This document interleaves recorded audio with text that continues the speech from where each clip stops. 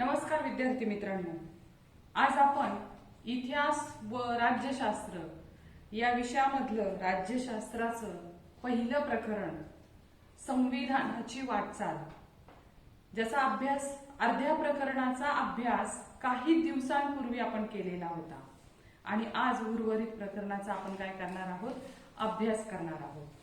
आता बरेच दिवस झाल्यामुळं कदाचित मागचं थोडंफार तुमचं विसरलं गेलं असेल, म्हणून आपण काय काय शिकलो होतो हे थोडक्यामध्ये पाहूया.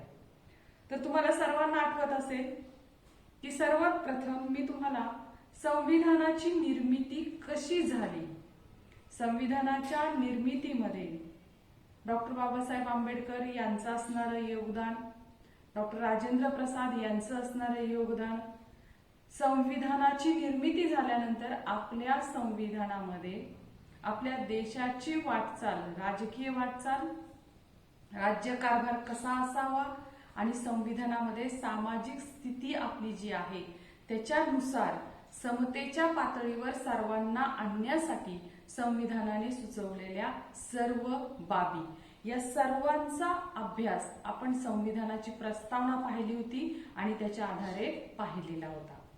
त्यानंतर आपण हेही पाहिलेलं होतं की भारतातील राजकीय प्रक्रियेत सर्वात महत्वाचे बदल जे घडवून आणलेले आहेत ते कुठल्या कुठल्या बाबतीत आणलेले आहेत. तर भारतात असणारी राज्य कारभाराची पद्धत लोकशाही, त्यानंतर सामाजिक समता व न्याय प्रस्थापित करण्यासाठी भारतामध्ये देशाला स्वातंत्र्य मिळाल्यानंतर, संविधानाची निर्मिती झाल्यानंतर तेव्हापासून ते आजपर्यंत कोणकोणते बदल घडलेले आहेत याचा देखील आपण काय केलेला होता, अभ्यास केलेला होता. आणि या संपूर्ण प्रकरणाचा अभ्यासच आपल्याला 3 मुद्द्यांच्या आधारे करायचा आहे. एक लोकशाही,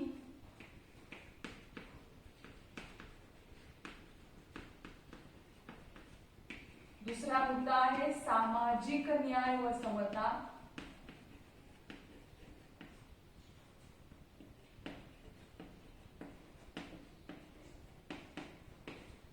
आणि तिसरा मुद्दा आपल्याला पाहायचा आहे तो म्हणजे न्याय व्यवस्था.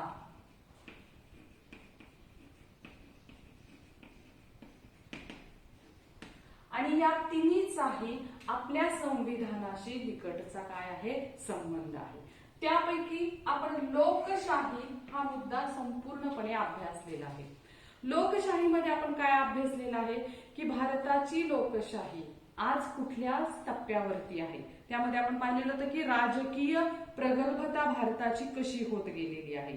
मग त्याच्यामध्ये आपण पाहिलेलं होतं की भारतात मोठ्या प्रमाणात दिसणारी ही लोकशाही जी आहे, लोकसंख्येचा मोठा विस्तार आहे, पुन्हा पुन्हा निवडणुका घ्याव्या लागतात आणि मोठ्या प्रमाणात असणाऱ्या मतदारांच्या ह्या निवडणुका घ्याव्या लागतात. हे एक मोठं आव्हान आहे आणि त्याच्या संदर्भामध्ये भारताने खूप काम केलेलं आहे. त्यानंतर आपण दुसरा मुद्दा पाहिलेला होता तो म्हणजे मताधिकार, मत.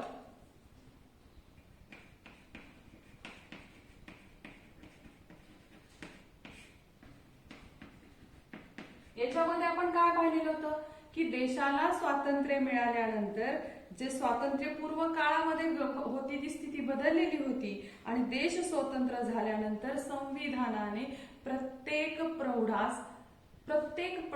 व्यक्तीस मतदानाचा अधिकार दिलेला होता. मग त्याच्यामध्ये स्त्री, पुरुष, सर्व जाती, धर्म, वंश, भाषिक सर्वांचा समावेश होता.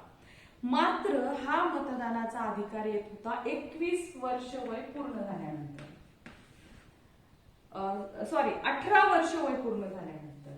मात्र याच्यामध्ये बदल करण्यात आला आणि 18 वरून हे वय कशावर, बरोबर आहे, 21 वर्ष होतं पूर्वी आणि 21 वरून हे वय 18 वरती करण्यात आलं. पुन्हा एकदा समजून घ्या, मी चुकून या ठिकाणी 18 लिहिले होतं. पूर्वी 21 वर्ष वयाच्या व्यक्तीला मतदान करता येत होतं.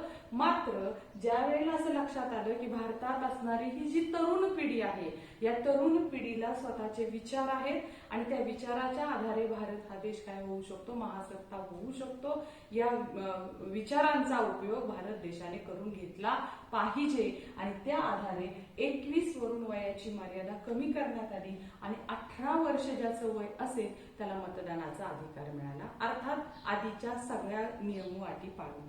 तर अशा प्रकारे हे एक मताधिकार म्हणलेला आहे, त्या मुद्द्यामध्ये आपण त्याचा अभ्यास केलेला होता. त्यानंतर आपण लोकशाहीचं विकेंद्रीकरण पाहिलेलं होतं की भारतामधली असणारी ही लोकशाही ग्रामपंचायतीपासून ती लोकसभा असेल, राज्यसभा असेल, सर्वांपर्यंत कशी विकेंद्रित होत गेलेली आहे. गाव पातळीवरती निवडणुका होतात, तालुका पातळीवरती होतात, जिल्हा परिषदेच्या होतात, राज्यासाठी स्वतंत्र निवडणुका होतात, देशासाठी केंद्रीय पद्धतीने राज्यकारभारासाठी निवडणुका होतात. म्हणजे अशा प्रमाणे भल्या मोठ्या प्रमाणामध्ये भारतीय लोकशाहीचं विकेंद्रीकरण झालेलं आहे. आणि अशा पद्धतीने आपण हा विकेंद्रीकरणाचा तिसरा मुद्दा पाहिलेला होता. आणि चौथा मुद्दा लोकशाहीचा आपण पाहिलेला होता तो म्हणजे माहितीचा अधिकार.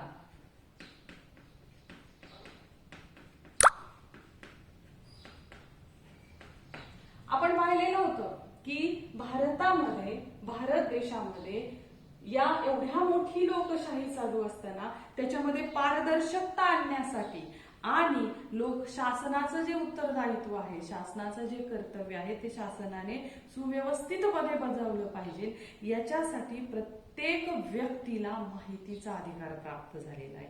आणि त्या आधारे लोकांचा राज्यकारभारामध्ये सहभागही वाढलेला आहे. त्यांना राज्यकारभारात सहभागी होण्याची संधीही या माहितीच्या आधारे प्राप्त झालेली आहे. आणि शेवटी आपण जाता जाता पाहिलेलं होतं की माहितीच्या अधिकाराबरोबरच शिक्षणाचा अधिकार आणि अन्न सुरक्षेचा हक्क हे भारतीयांना हे दोन हक्क देखील काय झालेले आहेत, मिळालेले आहेत. आणि अशा प्रमाणे भारतातील लोकशाही ही जगातली एक महान लोकशाही मोठ्या प्रमाणात विकसित झालेली आपल्याला पाहायला मिळते. आता आपण या प्रकरणाचा पुढचा भाग अभ्यासणार आहोत. लोकशाहीचा अभ्यास आपण केलेला आहे. आपल्याला आता या दोन मुद्द्यांचा अभ्यास करायचा आहे, सामाजिक न्याय व समता आणि दुसरा आहे तो म्हणजे न्याय व्यवस्था.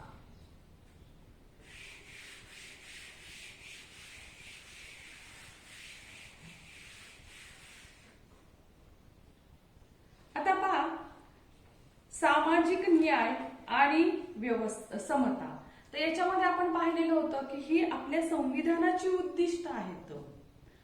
स्वातंत्र्यपूर्व काळामध्ये एक लोकगट असा होता जो शिक्षणापासून, रोजगारापासून किंवा काही सामाजिक अधिकारांपासून वंचित होता. मात्र जर देशाचा खऱ्या अर्थाने विकास करायचा असेल तर देशातल्या प्रत्येक नागरिकाचा विकास झाला पाहिजे. आणि म्हणून त्या लोकसमूहाला, त्या समाजाला, त्या गटाला सामावून घेण्यासाठी सामाजिक न्याय प्रस्थापित केला पाहिजे, समता प्रस्थापित केली पाहिजे, हे संविधानाने मुख्य उद्दिष्ट ठेवलेलं आहे. आणि म्हणून या ठिकाणी आपल्याला काय करायचंय, सामाजिक न्याय व समता याचा अभ्यास करायचा आहे. हा दुसरा मुद्दा आहे.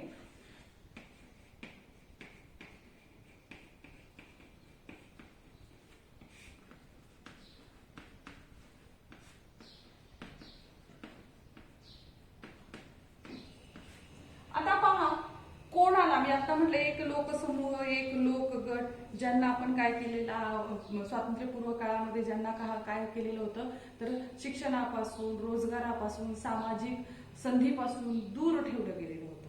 तो जो गट आहे त्या सर्वांना सामावून घेऊन समान पातळीवरती आणण्यासाठी न्याय व समता हे संविधानाने काय ठेवलेलं आहे, उद्दिष्ट ठेवलेलं आहे.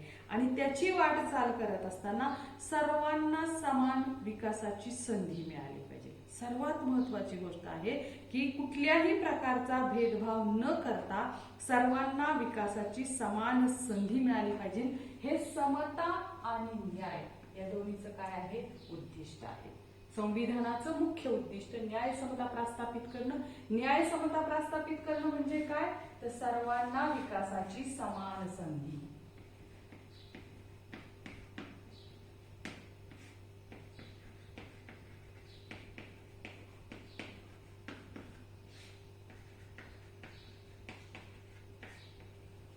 आता सर्वांना विकासाची समान संधी, सर्वांना म्हणजे कुणाला, तर त्याच्यामध्ये अनेक गोष्टींचा काय होतो, समावेश होतो. आणि त्या सर्व गोष्टी एकत्रितपणे त्यांना समान संधी मिळाली पाहिजे. मग त्याच्यामध्ये जात, धर्म,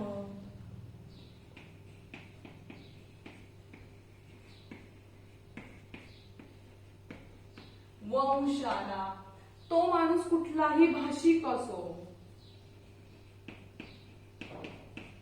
स्त्री असो किंवा पुरुष असो, म्हणजे त्याच्यामध्ये लिंग, त्यानंतर संपत्ती आलं, गरीब असो किंवा श्रीमंत असो, त्याचबरोबर संपत्ती बरोबरच जन्मस्थान आलं.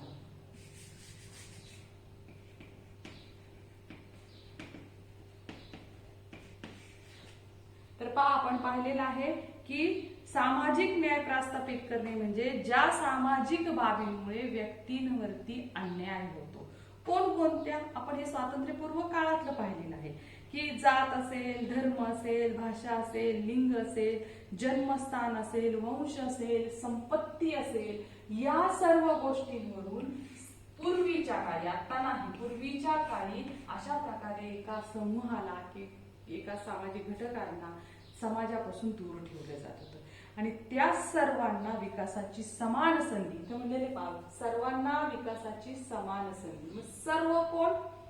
कुठलीही जात असो, कुठलाही धर्म असो, भारताच्या अंतर्गत येणारा, भारतात असणारा कुठलाही वंश असो, तो स्त्री असो किंवा तो पुरुष असो, गरीब असो किंवा श्रीमंत असो, त्याचं जन्मस्थान आणि भाषा या कुठल्याच गोष्टीवरून, कारण तुम्हाला माहिती भारत हा बहुभाषिक देश आहे, इथे असंख्य भाषा बोलले जाणारे लोक आहेत.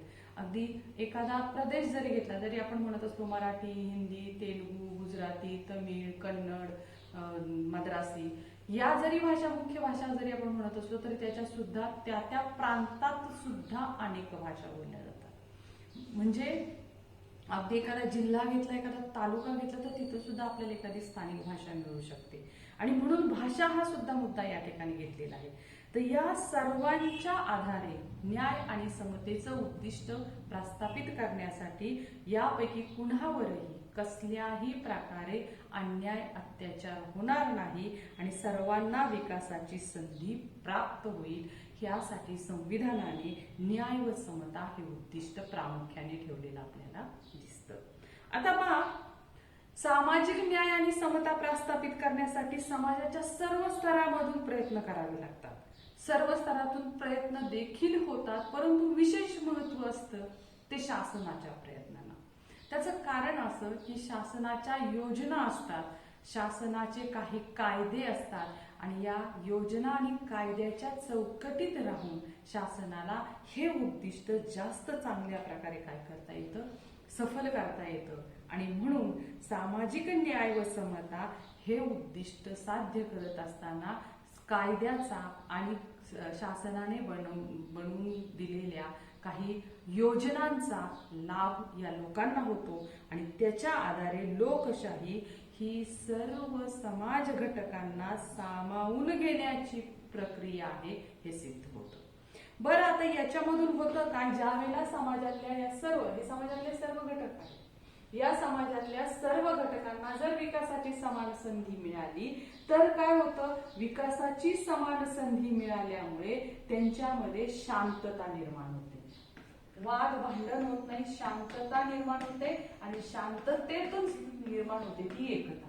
आणि ज्या वेळेला शांतता आणि एकता एकत्र येते त्याच वेळी ती लोकशाही काय होत असते, यशस्वी होत असते. आणि म्हणून सर्वांना विकासाची संधी, सामाजिक न्याय व समता या मार्गाने मिळाली पाहिजे. आता ती भारतामध्ये कशा प्रकारे मिळते ते आपण पाहूया.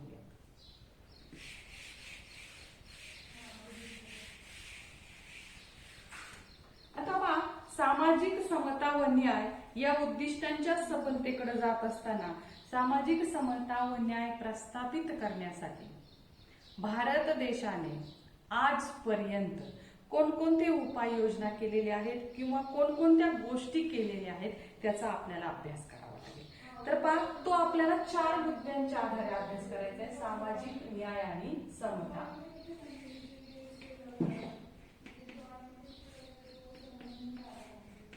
एक म्हणजे राखीव जागांचं धोरण,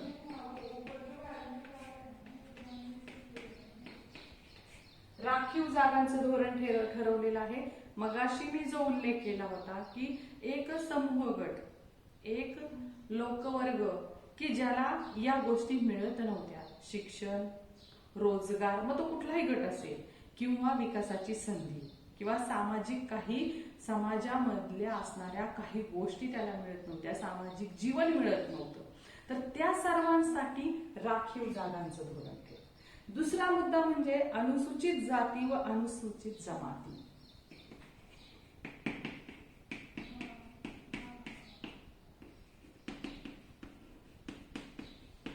यांच्यासाठी काही कायदे बनवण्यात आले. आपण या प्रत्येक मुद्द्याचा सविस्तर अभ्यास करणार आहोत, परंतु सामाजिक न्याय व समता याचा अभ्यास 4 मुद्द्यांच्या आधारे करायचा आहे, तो मी या ठिकाणी सांगते. राखीव जागा, ज्यांना ज्यांना मगाशी मी सांगितलेला समान न्याय समता मिळत नव्हतं, विकासाची समान संधी मिळत नव्हती, मग त्यात कोणीही असेल, अगदी स्त्री असेल किंवा कुठल्या जाती धर्माचे लोक असतील, त्यांच्यासाठी राखीव जागांचं धोरण ठेवलं. अनुसूचित जाती जमातींसाठी काही कायदे बनवण्यात आले. तिसरी गोष्ट म्हणजे अल्पसंख्याकांसाठी काही तरतुदी करण्यात आल्या.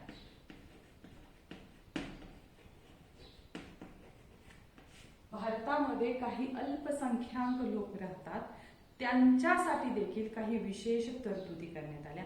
आणि शेवटी म्हणजे महिला, कारण आपण पाहिलं होतं की स्वातंत्र्यपूर्व काळामध्ये भारतीय महिलांची स्थिती अत्यंत वाईट होती, आणि म्हणून ज्या वेळेला हे 4ही सामाजिक घटक एका लेवलवरती येतील, त्यांना समता मिळेल, त्यांना न्याय मिळेल, त्यावेळेला खऱ्या अर्थाने भारतीय लोकशाही यशस्वी झाली असं संविधानात सांगितलेलं आहे. आणि म्हणून संविधानाची वाटचाल पाहत असताना भारत देशाने न्याय समता प्रस्थापित करण्यासाठी आतापर्यंत काय काय केलं याचा आपण काय करतोय, अभ्यास करतोय. त्यात पहिली गोष्ट आपण पाहिलेली राखीव जागांचं धोरण. दुसरी गोष्ट आपण पाहिली अनुसूचित जाती व अनुसूचित जमाती यांच्यासाठी भारताने केलेले विशेष कायदे. तिसरी गोष्ट आपण पाहिलेली आहे भारतामध्ये काही अल्पसंख्याक लोक राहतात, त्यांच्यासाठी असणारं भारताचं धोरण. आणि चौथी गोष्ट पाहिलेली आहे जितके पुरुष भारतामध्ये पुरुषांची संख्या आहे, अगदी तितकीच असणारी महिलांची संख्या असताना देखील महिला काही बाबतीत म्हणण्यापेक्षा शिक्षण असेल, रोजगार असेल, अगदी राजकारण असेल, समाजकारण असेल, या सर्वांमध्ये पुरुषांच्या तुलनेने अत्यंत मागे आहेत. आपण एक चार्ट पाहणार आहोत पुढे. म्हणजे आजही भारतातील महिलांचा राज्यकारभारामध्ये फक्त 12% सहभाग आहे. मग असं असेल तर लोकशाही यशस्वी होण्यासाठी कुठेतरी बाधा आहे. आणि म्हणून या 4 जणांसाठी न्याय व समतेचं धोरण आखताना आजपर्यंत संविधान तयार झाल्यानंतर संविधानात सांगितल्याप्रमाणे भारताने कोणकोणत्या प्रकारचे बदल केले, कायदे केले, ते आता आपण सविस्तर अभ्यासणार आहोत. तर सर्वात प्रथम आपण पाहूया राखीव जागा. आता पहा, जे लोकसमूह अथवा समाज घटक शिक्षण, रोजगार या संधींपासून दीर्घकाळ वंचित होते. आपण सर्वांनी स्वातंत्र्यपूर्व काळातला जर इतिहास अभ्यासलेला असेल तर त्या इतिहासामध्ये हे सविस्तर सांगितलं गेलेलं आहे की स्वातंत्र्यपूर्व काळामध्ये काही समाजातील लोकांना शिक्षणापासून, रोजगारापासून, सामाजिक संधींपासून दूर ठेवण्यात आले होते. आणि त्याच्यामुळे त्या समाज घटकांसाठी खास राखीव जागांचं धोरण संविधान तयार झालं, भारताचा राज्यकारभार सुरू झाला आणि मग 1950 नंतर भारताने राखीव जागांचं धोरण आणलेलं आहे. मग राखीव जागा कोणासाठी? तर अनुसूचित जाती, अनुसूचित जमाती, स्त्रिया असतील, मागासवर्गीय असतील, या सर्वांसाठी राखीव जागांचं धोरण ठेवलेलं. राखीव जागांचं धोरण कोणासाठी आहे ते बघा. अनुसूचित जाती, अनुसूचित जमाती, मागासवर्गीय,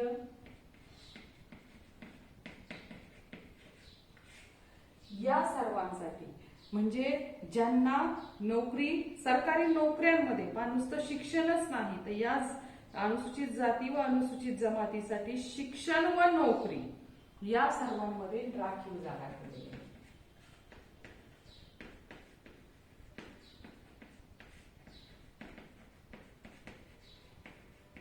अशा प्रकारे न्याय व समता प्रस्थापित करण्यासाठी भारताने पहिलं पाऊल उचललं. त्यानंतर दुसरं आपण पाहतोय अनुसूचित जाती आणि जमातींसाठी काही कायदे केले. आता इथं राखीव जागांचं धोरण होतं, म्हणजे शिक्षणात राखीव जागा, नोकरीमध्ये राखीव जागा, मग अनुसूचित जाती असतील, जमाती असतील, मागासवर्गीय असतील. पुढचं पाऊल होतं अनुसूचित जाती जमातींसाठी कायदे. कारण पहा की मगाशीच सांगितल्याप्रमाणे सामाजिक न्याय समता प्रस्थापित होत असताना कुणावरही अन्याय होणार नाही ही गोष्ट फार महत्वाची आहे.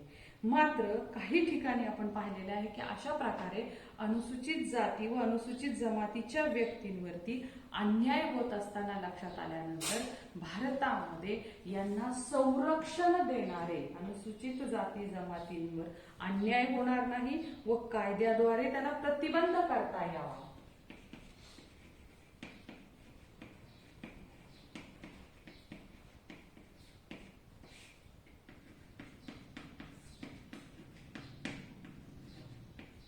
कायद्याद्वारे प्रतिबंध करण्यासाठी काय केलेलं आहे, कायदे बनवण्यात आलेले आहेत.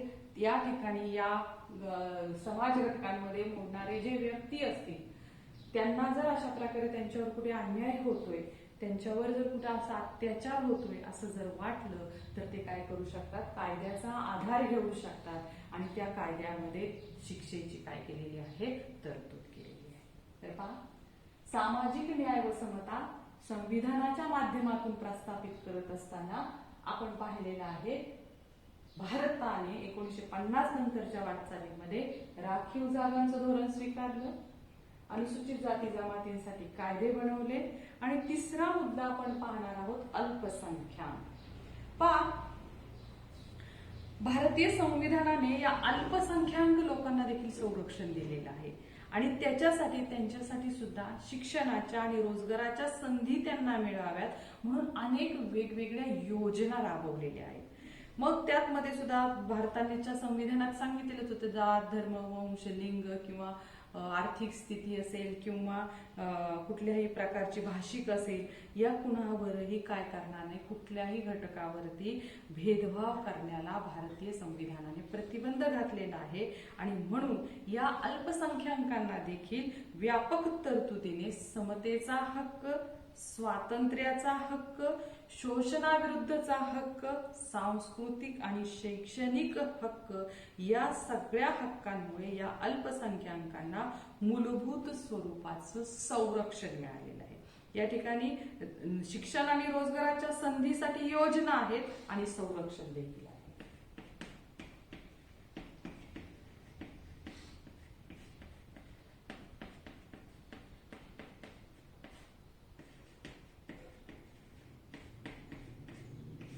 आणि त्या प्रकारच्या सर्वात महत्वाचं म्हणजे काय आहे, तशा योजना भारताने अल्पसंख्याकांसाठी विशेष योजनांचं काय ठेवलेलं आहे, धोरण भारताने ठेवलेलं आहे की जेणेकरून त्यांना शिक्षण रोजगाराची संधी तर मिळेलच परंतु त्यांना शोषणाविरुद्धचा सुद्धा त्यांना काय होईल, हक्क प्राप्त होईल. हक्काविषयी सुद्धा सांगितलेलं आहे, समतेचा हक्क, स्वातंत्र्याचा हक्क, शोषणाविरुद्धचा हक्क, सामाजिक आणि सांस्कृतिक हक्क या सर्वांच्या माध्यमातून याही अनेक अल्पसंख्याकांच्या योजना आहेत. तुम्ही शाळेत शिकत असताना देखील या सर्व योजनांचा अभ्यास केलेला आहे की राखीव जागांचं धोरण कसं आहे शिक्षणामध्ये, अनुसूचित जाती जमातींच्या विरुद्धचे कायदे तुम्ही वर्तमानपत्रामधून बातम्या वाचत असतात, अल्पसंख्याकांविषयीच्या अनेक योजना शाळेमध्ये देखील येतात, त्या योजनांचा देखील काहींनी लाभ घेतला असेल किंवा तुम्ही त्या योजना पाहिलेल्या असतील. आता शेवटचा मुद्दा आहे तो म्हणजे महिला.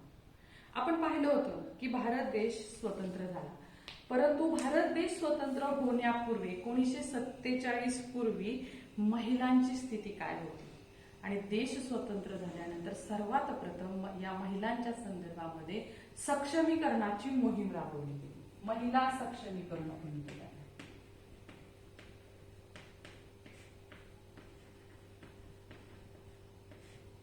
कारण पहा, भारताने अभ्यास केला की जगामध्ये जेवढे देश विकसित आहेत, अमेरिका असेल, ब्रिटन असेल किंवा जपान असेल किंवा जर्मनी असेल, तर या सर्व विकसित देशांमध्ये त्यांना जाणवलं की स्त्री आणि पुरुष यांचा शिक्षण आणि रोजगाराची समान पातळी आहे आणि म्हणून भारताने देखील, भारताने म्हणण्यापेक्षा जगामध्ये सर्वत्रच स्त्री सक्षमीकरणाचा एक उपक्रमच राबवला गेलेला आहे. आपण जागतिक महिला दिन साजरा करतो 8 मार्चला.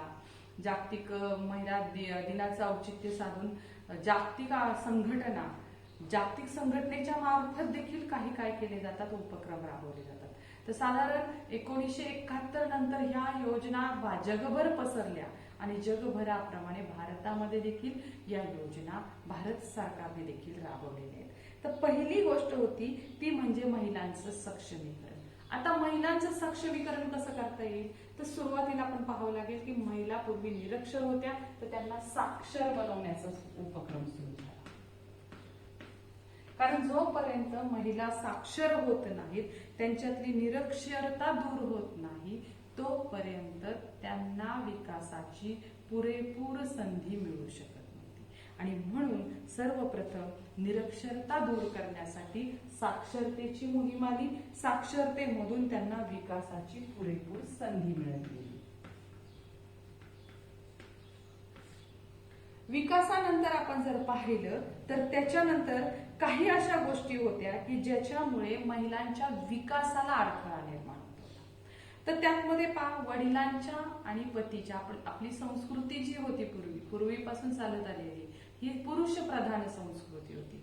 त्यामुळे घरामध्ये असणारा आर्थिक जो काही वाटा असेल तो सगळा पुरुषांच्या नावे असायचा आणि म्हणून स्त्रियांना वडिलांच्या आणि पतीच्या संपत्तीत समान वाटा देणारा कायदा भारत सरकारने केला. त्यानंतर स्त्रियांवरती जिथे जिथे अन्याय होत होता, मग कुठे होत होता, तर हुंडा, स्त्रीला हुंड्यावरून तिचा छळ होत होता. म्हणून भारत सरकारने हुंडा प्रतिबंधक कायदा आणला. जर स्त्री घराबाहेर पडली तर तिच्यावरती लैंगिक अत्याचार होत होते, त्या लैंगिक अत्याचारापासून संरक्षण देणारे कायदे भारतामध्ये आणले. आणि आणखी एक महत्वाची गोष्ट म्हणजे घरगुती हिंसाचार हा देखील पूर्वीपासून भारतामध्ये स्त्रियांवरती होणारा एक अत्याचाराचा प्रकार आहे. तर या हिंसाचारापासून देखील प्रतिबंध घडावा म्हणून भारत सरकारने विशेष कायदे केले. म्हणजे बघा, सर्वप्रथम सक्षमीकरणाची मोहीम शिक्षणापासून सुरू झाली. साक्षरतेतून विकासात येणारे अडथळे दूर केले. कुठले अडथळे होते त्याच्यासाठी कायदे केले. तर अडथळ्यांमध्ये आपण पाहिलेले हुंडा प्रतिबंधक कायदा. परीक्षेला नेहमी हे कायदे विचारले जातात की स्त्रियांसाठी बनवण्यात आलेले विविध कायदे सांगा. हुंडा प्रतिबंधक कायदा. कायद्याने हुंडा घेणं देणं दोन्ही गुन्हे समजले जातात. आपण असं अनेक वेळा वर्तमानपत्रामध्ये वाचत असतो की अमुक एका ठिकाणी हुंडा घेताना पोलिसांनी अटक केली किंवा हुंडा मागणी करून स्त्रीचा छळ केला असेल तर त्याच्यासाठी त्यांना अटक झाली. त्यानंतर महिलांना वडिलांच्या आणि पतीच्या दोघांच्याही संपत्तीमध्ये समान वाटा मिळावा असा सुद्धा कायदा आहे. आणि लैंगिक अत्याचारापासून संरक्षण देणारा कायदा आहे. त्याचबरोबर घरगुती हिंसाचार, मग घरामध्ये स्त्रियांवरती सासरी किंवा माहेरी जर अशा प्रकारे छळ होत असेल तर त्याच्यापासून संरक्षण देणारे देखील कायदे करण्यात आलेले आहेत. म्हणजे अशा प्रकारे स्त्रियांचं सक्षमीकरण भारत देशाने 1950 नंतर टप्प्याटप्प्याने केलेलं आहे. मात्र आजही खरंच स्त्रियांचं झालं का?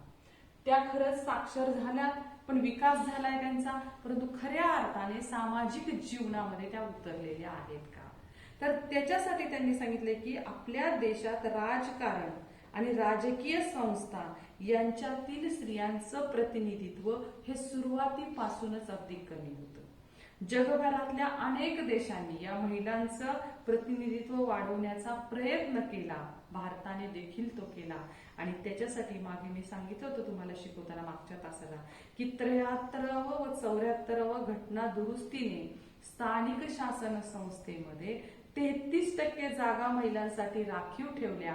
त्यानंतर हे प्रमाण महाराष्ट्रासह अनेक राज्यांनी काय केलेलं आहे, 50% काय केलेलं आहे, वाढवलेलं आहे. नीट लक्षात घ्या.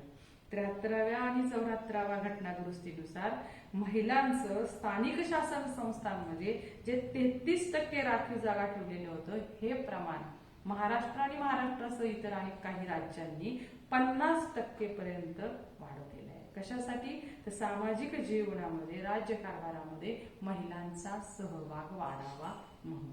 परीक्षेमध्ये देखील गाळलेली जागा बऱ्याच वेळा विचारली जाते. महाराष्ट्रात ते प्रमाण 50% आहे, हे लक्षात ठेवा. त्यानंतर आणखी एक गोष्ट केलेली आहे, महिलांसाठी राष्ट्रीय महिला आयोगाची स्थापना केलेली आहे आणि महाराष्ट्र शासनाने देखील राज्य महिला आयोगाची स्थापना केलेली आहे. म्हणजे अशा प्रकारे महिलांचा सामाजिक जीवनामध्ये सहभाग वाढावा यासाठी काही तरतुदी करण्यात आलेल्या आहे.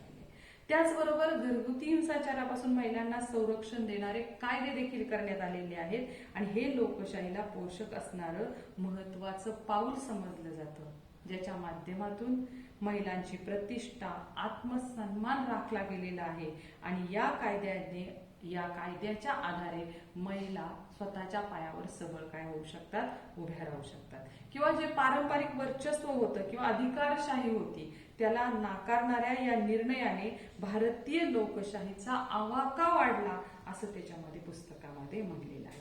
परंतु तरी देखील महिला सक्षमीकरणामध्ये हे केलेले जे प्रयोग आहेत ते काहीशा प्रमाणामध्ये अजूनही कमी पडतात की काय असं वाटत असल्यामुळे या पुस्तकामध्ये लोकसभेतील महिलांचे प्रतिनिधित्व हा एक चार्ट दिलेला आहे. तो चार्ट अत्यंत महत्वाचा आहे. जर तुम्ही पाहिलात, मी तुम्हाला पुस्तक धरते, तुमच्या लक्षात येईल की या ठिकाणी महिलांचा तुम्ही तुमच्या पुस्तकामध्ये बघू शकताय, पान नंबर 72 वरती हा चार्ट दिलेला आहे. तर पहा या ठिकाणी 51-52 मध्ये महिला खासदारांची संख्या 22 फक्त होती, म्हणजे ती फक्त 4.50% होती एकूण संख्येच्या.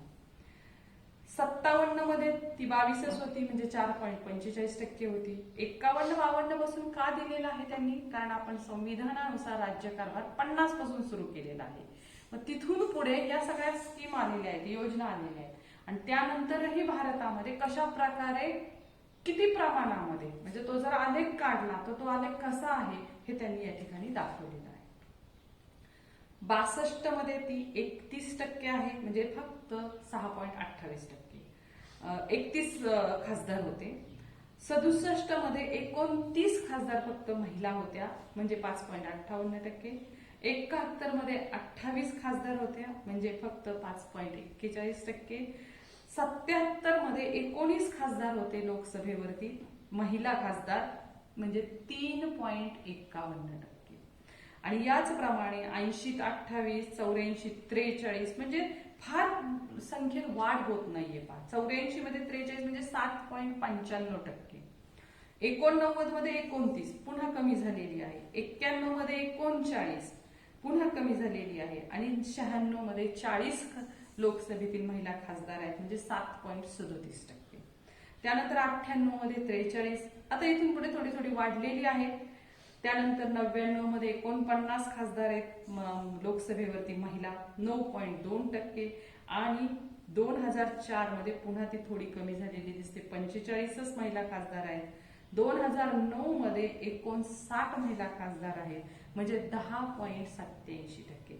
म्हणजे 2009 पर्यंत जर आकडा पाहिला 50 पासून 2009 पर्यंतचा, तर आपल्याला असंच लक्षात येईल की भारताचा राज्यकारभार करणारी जी संस्था आहे त्याच्यामध्ये फक्त 10% महिला आहेत, 90% काय आहेत, पुरुष आहेत. 2014ची आकडेवारी आहे ती म्हणजे 66 महिला लोकसभेतील प्रतिनिधी खासदारांची संख्या 66 आहे, महिला खासदारांची संख्या 66 आहे, म्हणजे ती 12.95% आहे. आता मी तुम्हाला एक अभ्यास देणार आहे, कारण त्याच्याशिवाय तुम्ही सर्च करणार नाही किंवा अभ्यास करणार नाही. आताच्या या लोकसभा निवडणुकीमध्ये झालेल्या मतदानामध्ये निवडून आलेल्या महिला खासदारांची संख्या किती, ते तुम्ही काय करायचंय, नोट डाऊन करून ठेवायचं. तर अशा प्रकारे आपण पाहिलेलं आहे की त्यांनी म्हणलेलं आहे शेजारचा तक्ता काळजीपूर्वक वाचा आणि काही प्रश्न विचारलेले आहेत जे गणिती स्वरूपामध्ये तुम्ही आलेखाचा अभ्यास करून उत्तर देता की सर्वात कमी महिला खासदारांची संख्या कोणत्या वर्षाच्या निवडणुकीत आढळते. तर ते तुम्हाला त्या ठिकाणी पाहून सांगता येईल की 19 कुठेतरी आहे पहा, 19 पेक्षा कमी नाहीये. तर साधारण 1977च्या निवडणुकीमध्ये 19 खासदार होत्या महिला खासदार. दुसरा प्रश्न आहे, सर्वाधिक महिला खासदारांची संख्या कोणत्या वर्षीच्या निवडणुकीत आढळते? तर ती मग आता 2014 66 आहे, 12.15%. आणि तुम्ही आत्ताच्या मागच्या निवडणुकीचा अभ्यास करा आणि या दोन्हीची तुलना करून ह्या दुसऱ्या प्रश्नाचं उत्तर तुम्हाला द्यायचं आहे. तिसरी आहे, तक्त्यातील माहितीच्या आधारे लोकसभा निवडणुकीतील महिला खासदार याचा स्तंभालेख तयार करा. स्तंभालेख तुम्हाला सर्वांना माहिती आहे, कशा प्रकारे स्तंभालेख आपण तयार करतो.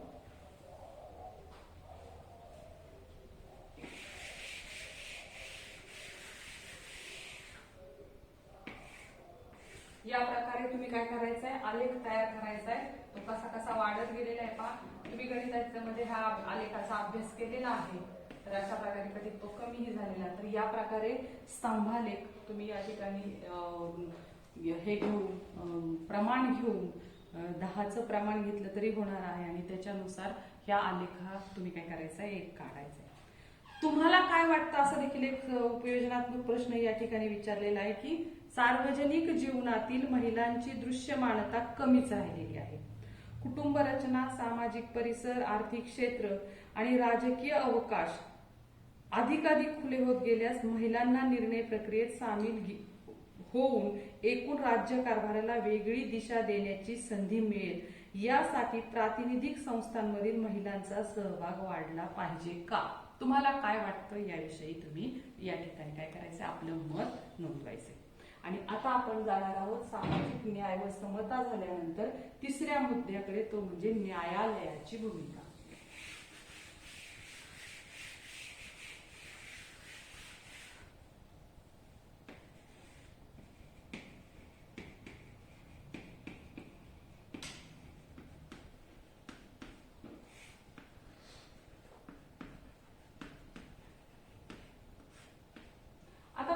न्यायालयाची भूमिका याचा आपण अभ्यास करत असताना आपल्याला 2 मुद्द्यांच्या आधारे अभ्यास करायचा आहे. पहिला मुद्दा आहे तो म्हणजे संविधानाची मूलभूत चौकट.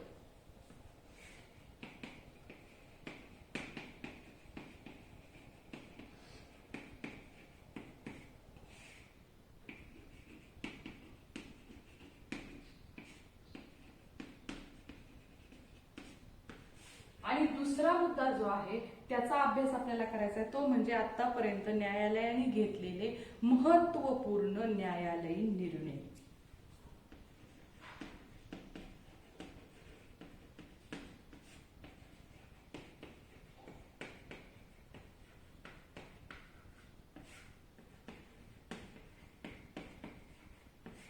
तर पहा, सर्वात प्रथम आपण न्यायालयाची भूमिका समजून घेत असताना संविधानाची मूलभूत चौकट काय आहे ते पाहणार आहोत. आता पहा, इथं सगळ्यात आधी हे समजून घेऊया की संविधानाची वाटचाल पाहत असताना लोकशाही, सामाजिक न्याय, समता आणि मग त्यानंतर न्यायालय हा मुद्दा का आलेला आहे. त्याचं कारण असं आहे की लोकशाहीला जर बळकटी द्यायची असेल तर समता, न्याय ही उद्दिष्टे जर सफल करायची असेल तर न्यायालयाची भूमिका फार महत्वाची आहे. कारण आपण म्हणतो पहा, कायदा जे करेल ते कुणीही करणार नाही आणि म्हणून न्यायालयाची भूमिका महत्वाची असल्या कारणाने त्या ठिकाणी न्यायालयाला आपली भूमिका बजावत असताना देखील न्यायालयाने देखील काही गोष्टी महत्वाच्या लक्षात ठेवायच्या. तर त्यातलं सगळ्यात महत्वाचं आहे ते म्हणजे संविधानाची मूलभूत चौकट. आता पहा, आपल्या सर्वांना माहिती आहे की संविधान हे प्रवाही असतं, म्हणजे एखाद्या जिवंत दस्तऐवजाप्रमाणे त्याचं स्वरूप असतं, परंतु परिस्थितीनुसार संविधानामध्ये काही बदल करावे लागतात. 1950 ला भारताने जे संविधान स्वीकारलेलं आहे त्याचे काही बदल भारताने घडवलेले आहेत. काही बदल घडण्याची प्रोसेस संसदेमध्ये घडलेली आहे.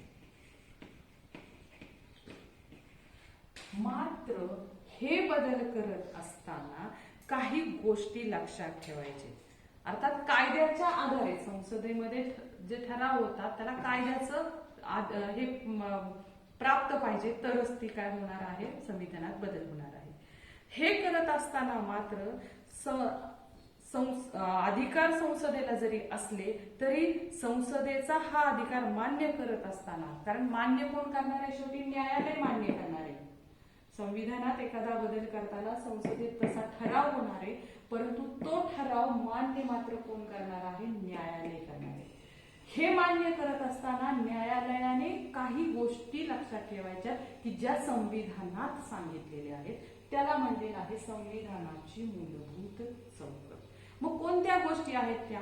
तर ज्या आपण प्रस्तावनेपासून पाहत आलेलो आहे तेच. एक काय? भारताचं हे प्रजासत्ताक लोकशाही स्वरूप कुणालाही बदलता येणार नाही. दुसरा मुद्दा, संविधानाचे संघराज्यात्मक स्वरूप अबाधित राहील. तिसरा मुद्दा, देशाचं ऐक्य आणि एकात्मतेचं संवर्धन होईल. मग त्याच्यासाठी न्याय, स्वातंत्र्य, समता, बंधुभाव ही मूल्ये जोपासली गेलीच पाहिजे. त्यानंतर देशाचं सार्वभौमत्व. आणि शेवटचा मुद्दा आहे धर्मनिरपेक्षता आणि संविधानाची श्रेष्ठता. भारतात सर्वात श्रेष्ठ काय आहे? तर संविधान. ह्या सर्व ज्या गोष्टी आहेत याला म्हणलेलं आहे संविधानाची मूलभूत चौकट. या चौकटीला न्यायालयाला देखील हात लावता येणार नाही. हे सोडून संसदेमध्ये जर एखाद्या भारताच्या विकासाच्या दृष्टीने काही बदल करायचा ठरला तर तो करता येईल, न्यायालय त्याला मान्यता देईल, परंतु ह्या गोष्टी मात्र अबाधित ठेवाव्या लागतील. म्हणून याला म्हणलेलं आहे संविधानाची मूलभूत चौकट. त्यानंतर दुसरा महत्वाचा मुद्दा आहे तो म्हणजे महत्वपूर्ण न्यायालयीन निर्णय. आता पहा, संविधानाने मूलभूत हक्काद्वारे नागरिकांना मिळालेले संरक्षण अधिक अर्थपूर्ण करण्याच्या दृष्टीने न्यायालयाने अनेक निर्णय दिलेले आहेत. आणि न्यायालयाने ज्या काही महत्वाच्या विषयावर निर्णय दिलेले आहेत, 1950 नंतरचे निर्णय आपण पाहतोय, त्याच्यामध्ये सर्वात महत्वाचं आहे ते बालकांचे हक्क. आपण पाहिलं असेल की 14 वर्षापेक्षा लहान मुलांना कामगार म्हणून कामाला ठेवणं किंवा त्यांना शिक्षणापासून वंचित ठेवणं, स्त्रियांप्रमाणेच त्यांच्यावर होणाऱ्या अत्याचार, या सर्वांपासून त्यांना संरक्षण मिळवण्यासाठी भारतातील न्यायालयाने काय केलेली आहे? विशेष भूमिका घेतलेली आहे. त्यानंतर मानवी हक्काची जपवणूक. अर्थात आता जागतिक लेवल पासून ही मानवी हक्काची जपवणूक आलेली आहे आणि भारताने देखील त्याचं काय केलेलं आहे? न्यायालयीन मार्फत काय केलेली आहे? अंमलबजावणी केलेली आहे. म्हणजे बालकांचे हक्क,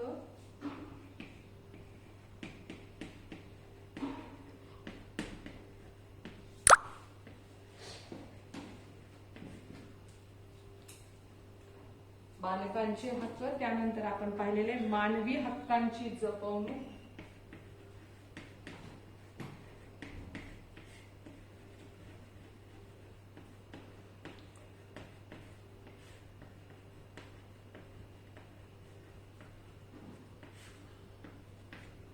आणि त्यानंतर आपण पाहणार आहोत ते म्हणजे महिलांची प्रतिष्ठा.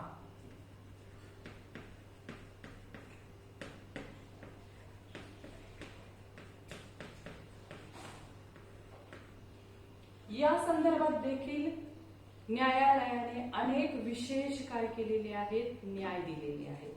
त्याचबरोबर त्या महिलांचा सन्मान राखण्याची गरज आहे, व्यक्ती स्वातंत्र्य आहे, आदिवासींचं सक्षमीकरण आहे.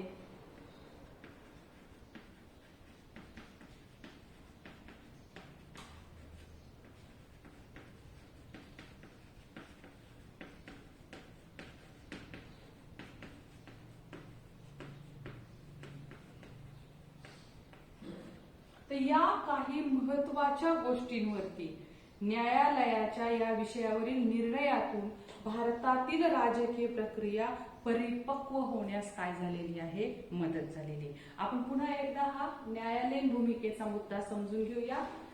भारतीय संविधानाची मूलभूत चौकट हा पहिला मुद्दा आहे. त्याच्यामध्ये असं सांगितलेलं आहे की संविधान प्रवाही आहे, एखाद्या जिवंत दस्तऐवजाप्रमाणे त्याचं स्वरूप असतं, परंतु परिस्थितीनुसार संविधानामध्ये बदल करावे लागतात.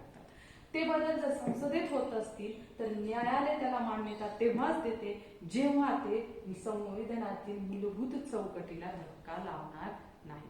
मग संविधानाची मूलभूत चौकट काय आहे? तर हे सार्वभौम देश आहे, हा प्रजासत्ताक देश आहे.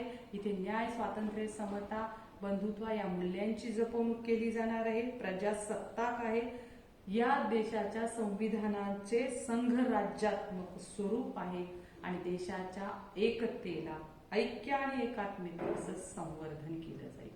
ह्या मुद्द्यांना चौकट म्हणलेलं आहे. त्या चौकटीत कुणालाही बदल करता येणार नाही. आणि दुसरा मुद्दा आपण पाहिला, महत्वपूर्ण न्यायालयीन निर्णय. तर संविधानातील मूलभूत हक्कांद्वारे नागरिकांना मिळालेलं संरक्षण अधिक अर्थपूर्ण होण्यासाठी न्यायालयाने अनेक निर्णय दिलेले आहेत. त्यामध्ये बालकांचे हक्क, मग ते शिक्षणाचे असतील किंवा हिंसाचारापासून त्यांना संरक्षण देणारे असतील, मानवी हक्काची जपवणूक, महिलांची प्रतिष्ठा व सन्मान वाढवण्यासाठीचे दिलेले न्यायनिवाडे, व्यक्ती स्वातंत्र्यासाठी दिलेला न्यायनिवाडा आणि आदिवासींच्या सक्षमीकरणासाठी त्याचा देखील याच्यामध्ये सहभाग होतो. आणि या सर्वांमधून भारतातील राजकीय प्रक्रिया काय झालेली आहे, प्रगल्भ झालेली आहे. तर अशा प्रकारे आपण या प्रकरणामध्ये 1950 ला भारताने संविधानानुसार राज्यकारभार सुरू केला. त्यानुसार आजपर्यंत 1950 पासून आजपर्यंत भारताची वाटचाल कशी राहिली. लोकशाही हा पहिला मुद्दा पाहिला. त्याच्यामध्ये आपण पाहिलं होतं की लोकशाहीची प्रगल्भता कशी वाढली, निवडणुकीचं स्वरूप, मतदारांचं स्वरूप कसं बदलत गेलं, निवडणूक प्रक्रिया कशी घडली. त्यानंतर आपण दुसऱ्या मुद्द्यामध्ये पाहिलेलं होतं की लोकशाहीचं विकेंद्रीकरण कसं झालं. हे लोकशाहीचे 4 मुद्दे पाहिल्यानंतर आपण समता आणि न्याय ही संविधानाची उद्दिष्ट यशस्वी होण्यासाठी भारताने आजपर्यंत काय केलं. राखीव जागांचं धोरण ठरवलं, अनुसूचित जाती, अनुसूचित जमातींसाठी कायदे बनवण्यात आले, महिलांच्या प्रतिष्ठेसाठी, महिलांच्या सक्षमीकरणासाठी मोहिमा आखण्यात आल्या आणि भारतात असणाऱ्या अल्पसंख्याकांसाठी योजना आखण्यात आल्या. त्यानंतर तिसरा सर्वात महत्वाचा या पाठाचा मुद्दा तो म्हणजे न्यायालयाची भूमिका. आणि त्या न्यायालयाच्या भूमिकेमध्ये आपण हे 2 महत्वाचे मुद्दे पाहिले, संविधानाची मूलभूत चौकट आणि महत्वपूर्ण न्यायालयीन निर्णय.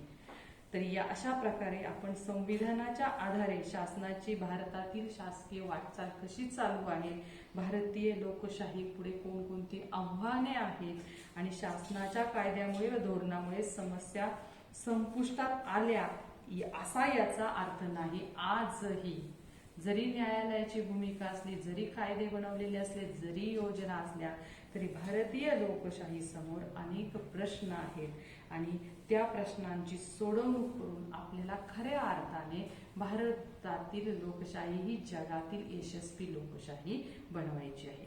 तर त्याचा अभ्यास आपण पुढच्या काही प्रकरणांमध्ये करणार आहोत. मला वाटतं तुम्हाला सर्वांना हे प्रकरण समजलेलं असणार आहे. सर्वांनी काय करायचंय, पान नंबर 74 वरती जे 1 ते 5 प्रश्न दिलेले आहेत ते 5 प्रश्नांचा गृहपाठ लिहायचा आहे. मग इतिहास आणि राज्यशास्त्र याचे 2 भाग करा. इतिहासाचे गृहपाठ तुम्ही या अगोदर माझ्या माहितीप्रमाणे इतिहासाचे 3 गृहपाठ झाले असणार आहेत किंवा 4 झाले असतील आणि राज्यशास्त्राचा आताचा हा 1 गृहपाठ होईल. तुम्हाला सर्वांना या प्रकरणाबद्दल जर काही शंका असतील तर तुम्ही काय करू शकता, मला विचारू शकता. थँक्यू.